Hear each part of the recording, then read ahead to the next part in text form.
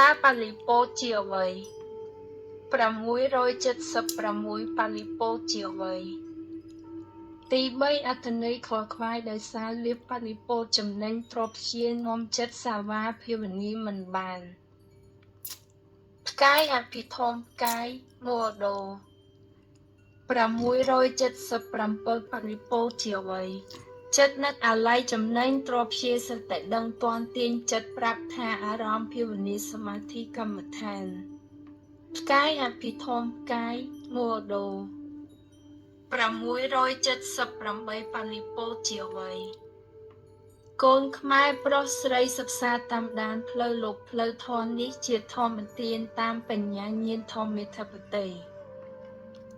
ផ្កាយអភិធម្មផ្កាយមោដោភាវិ